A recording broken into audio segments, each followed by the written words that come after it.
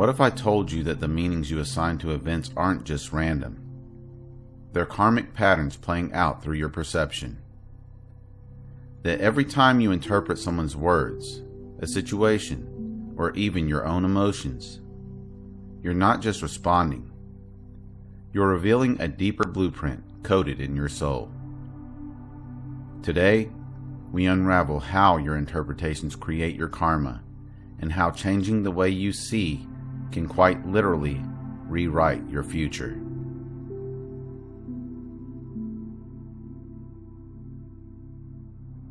Karma is more than just cause and effect. It's the echo of how we relate to what happens. And central to that echo is interpretation. The silent translator in your mind that gives events their emotional charge. Two people can experience the same event. One sees betrayal. The other sees a lesson in boundaries. Same moment, completely different karmic outcomes. So ask yourself, how much of your suffering is born not from what happened, but from what you told yourself it meant? Let's dive into the sacred mechanism of interpretation, where perception becomes prophecy.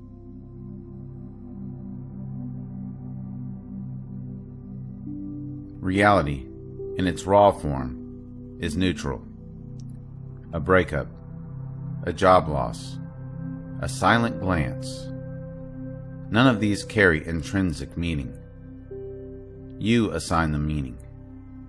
And the meaning you choose creates an energetic signature, karma.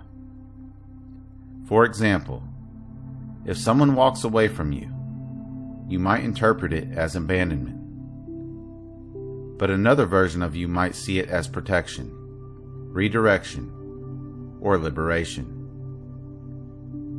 The meaning becomes the seed. That seed grows into emotion, reaction, memory, and eventually, karma. We don't see things as they are. We see them as we are.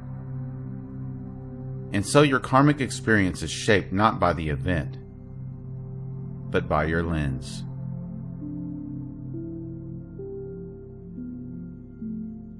Why do we assign the meanings that we do? Because your past stories, wounds, beliefs, and fears act like filters. Your interpretations today are often reactions from yesterday, recycled. A child ignored by a parent might grow up interpreting every delay in text messages as rejection. A person betrayed might view kindness as manipulation. These are not conscious choices. They're programmed responses, echoes from unresolved karma. The problem is not what you see, but the version of you that's doing the seeing. You don't just interpret with your mind. You interpret with your memory, trauma, and ego defense. Until you become aware of the interpreter, you'll keep playing out the same karmic scripts.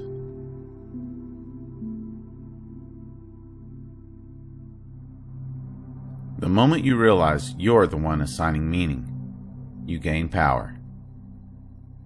Interpretation can be an unconscious habit, or it can become a spiritual art. This is how to shift your karma in real time. Number 1. Pause before reacting. When something happens, don't rush to label it. Ask yourself, what else could this mean? Number 2. Observe the interpreter. Is this meaning coming from fear, from past pain, from ego, or from your higher wisdom? And number 3. Choose empowered meaning. You don't have to lie to yourself, but you can reframe. This isn't rejection, it's redirection. This pain is showing me where I still carry wounds. This silence is an invitation to listen deeper. Interpretation becomes a tool of liberation rather than suffering.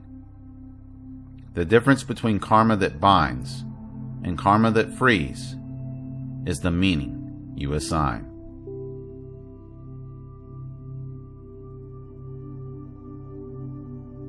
You are the author of meaning, and the meanings you choose shape your emotional reality, your relationships, and even your destiny.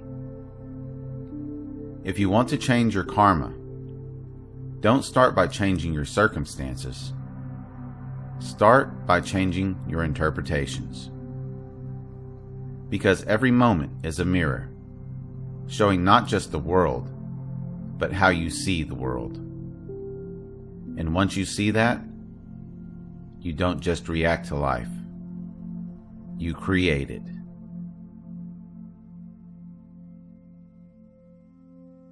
If this message stirred something in you, comment below, "I choose meaning that heals." And if you're walking this path of self-mastery, perception, and karma, subscribe, because each video is a mirror to your evolution. The karma of your future is shaped by the meaning you give now. Interpret wisely. Interpret consciously. Interpret with love. Thank you for watching. Until next time.